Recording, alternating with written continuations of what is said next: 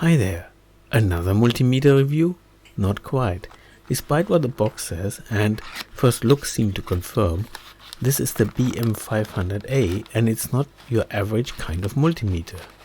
It is in fact a meg-ohm meter or isolation tester, and at that probably the cheapest of its kind you can buy. Well, I don't mind if it's cheap as long as it works, and that's what I want to find out in this video. A close view of the front shows that it's a bit different. It measures only one thing, meg-ohm, so it's not a multimeter, but it does so at 3 different voltages, 250 volts, 500 volts and 1000 volts. Yet it is easy to mistake its looks because it has obviously been created from a normal multimeter, to the extent that they used the original range switch and simply repeated the 3 settings plus off this meter has over 11 positions. It comes with 2 test leads, one red and one black with crocodile clips on the end, and just one red lead with a probe end. All are rather short, 50 cm or so, and of the cheap PVC isolated type. I got mine from eBay for less than £24 or about $33 delivered from a seller called 2012 MR Mark. The instruction sheet isn't all that clear, but I distilled a few interesting things out of it here. The range is 1K to almost 2000 meg-ohm. The 1K lower value is of course questionable, as the next section shows, which hints that the high voltage will collapse if the load resistance falls below the stated values. The lowest value is 500K at 250 volts. I guess this makes sense. After all, there's a limit to the current such a small battery powered device can produce at high voltage. If you do the calculation, that current seems to be in the order of 50 microamps at 250 volts and 20 microamps for 1000 volts, with a 500 somewhere in between. Note that this statement, buried somewhere else in the instruction, limits the time you can measure those or lower resistors to 10 seconds, I suppose to not damage the generator circuit. I wasn't sure how to interpret this statement here. I thought they might have meant not more than, but indeed the short circuit current exceeds 1.5 milliamps. At 250 volts it was 2.45 milliamps. I suppose the purpose of this statement is to indicate how powerful or beefy the high voltage generator is. The rest of the specs are nothing special. It uses a 9-volt battery for power. Anyway, let's do a quick first test of the BM500A set to 250 volts using my Bryman 235 as test object and also to control the voltages generated. When pressing the test stop button, a tiny red LED comes on and the BM235 shows the DC voltage of almost 270 volts. Note that the E terminal is actually the positive output and L the negative. The BM500A shows 9.9 something meg-ohm, which is correct because that's the input impedance of the BM235 when measuring volts. Pressing the test button again turns the output and the red LED off. Raising the voltage to 500 volts and pressing test again. Almost spot on 500 volts, very nice. Let's repeat the same test for 1000 volts. The Bryman reads 955, not quite 1000 volts but close enough, and the BM500A shows again 9.9 meg-ohm. So the meter works. Let's have a look inside. The door to the battery compartment is actually held with a screw that goes into a metal insert, which is a welcome surprise. The 2 screws holding the back shell are the expected self-tappers. The housing comes apart with a gentle persuasion. 3 things that you won't find in a normal multimeter are immediately obvious. There's a big power transistor bent slightly forward, a very large squarish inductor, more a transformer really, and 2 rather large red capacitors. It is a safe bet that these components are for generating the high voltage. Notably absent is any sort of protection, no fuses, PTCs, MOSFETs or tracking slots. The revision of this board is 1.4. I've seen older pictures of BM500As that look a bit different inside. They have a round instead of the squarish transformer, for example. Maybe this is a newer version. Sadly, as with many meters, a blob hides the actual chip doing the measuring. Then we have two CD4070B chips, which are actual quad exclusive OR gates, followed by an MC14025B, which is a triple 3-input NOR gate. Next to it is a chip where the marking was removed. It is almost still there, and I tried a few tricks to recover it, but I still cannot make out what it is. Anyway, from the bank of resistors close by, I would guess it's probably a mux or range selector.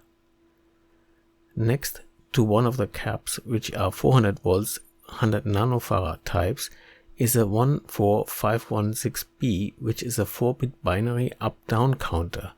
I guess that is used as part of a simple AD conversion to regulate the high voltage.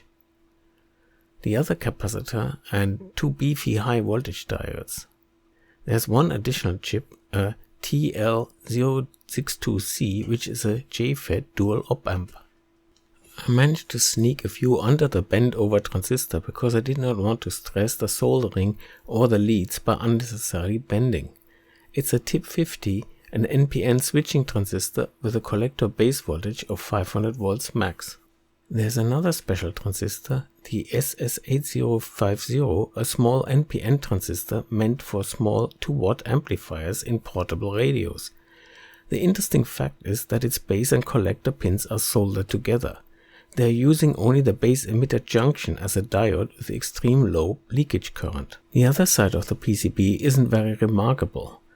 There is the LED for the high voltage warning light and pretty messy hand soldering where the two through-hole transistors and caps were added. On the range switch traces, these three positions here, duplicated here of course, are going to taps on the large transformer. I guess they are selecting the high voltage being generated. I did not do a complete reverse engineering, just parts of the high voltage circuit that were reasonably easy to trace. I think it's kind of sufficient to get the idea. The basic generator uses the large switching transistor to produce an AC voltage in the transformer.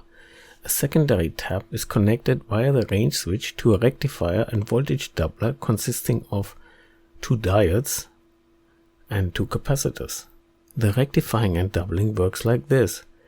If this end of the secondary is positive and that negative, it charges through this diode the first capacitor to the peak voltage. When the AC polarity is reversed, the other capacitor gets charged to the same peak voltage. Since both capacitors are in series, there is DC voltage of twice the peak voltage across here and here. It is a bit naughty that the caps are only rated for 400 volts and this circuit charges them to 500 volts each. But then I have seen pictures of an older BM500A where they used caps rated for just 200 volts, so I guess this really is an improved version. The negative pole is connected via a 100K resistor to the terminal marked as L. That is the standing resistor here. And a chain of 4 × 5 meg-ohm precision resistors in series, so 20 megs in total, taps off the L terminal, probably to measure and regulate the voltage. The other end obviously ends somewhere on the E terminal after going through the resistance measuring circuit, which probably has something to do with the dual op-amp here. Then we have the G terminal with that weird super low leakage diode courtesy of the base emitter junction of this transistor here.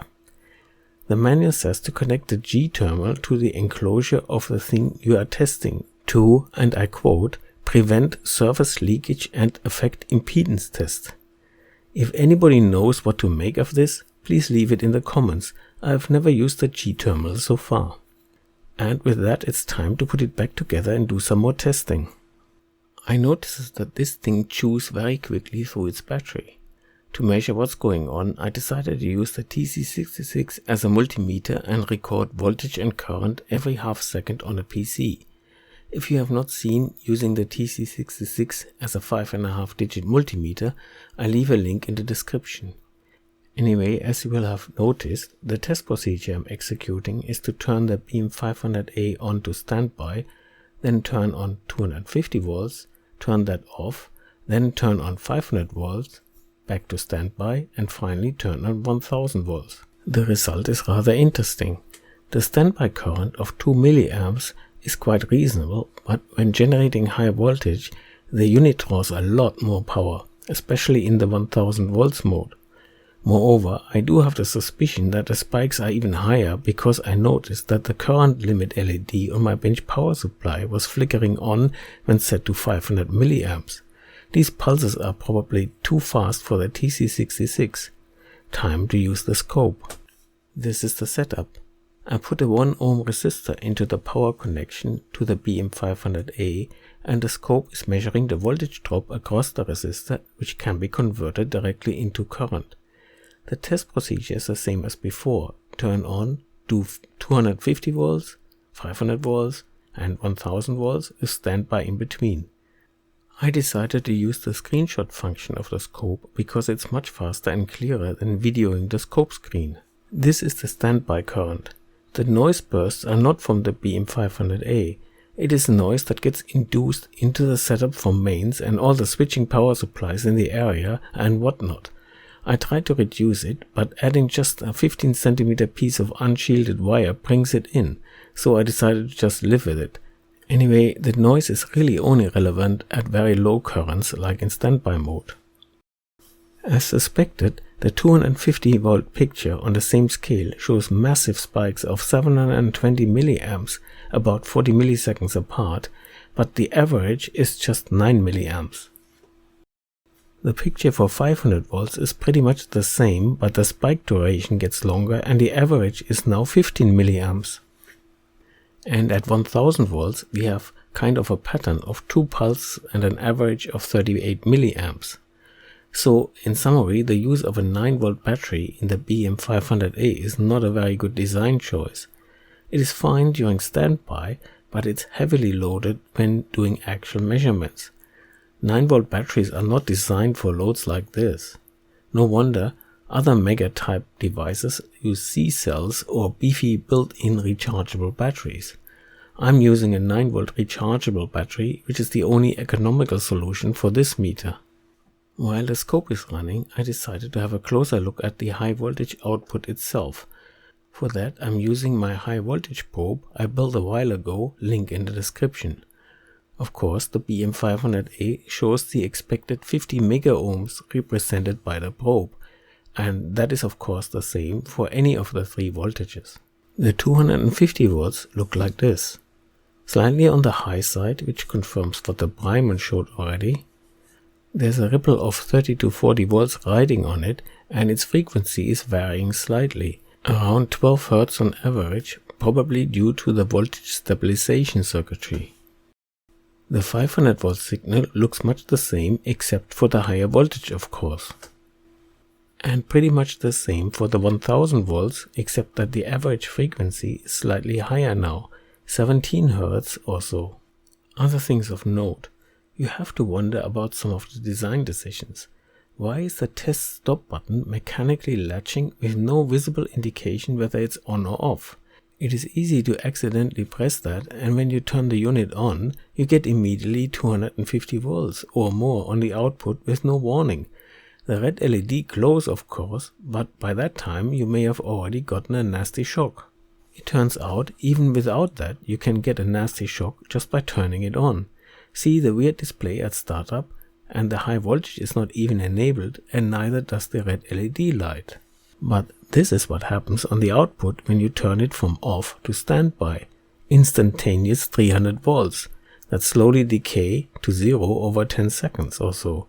Nice! Its primary function is to measure high resistances, and here are a couple of quick tests. 510K, 1 meg-ohm, 10 meg-ohm, or rather 9.88 plus change, because I measured this one with my Agilent 34401A as accurately as possible for some other project. 100 meg-ohms from my collection of reference resistors.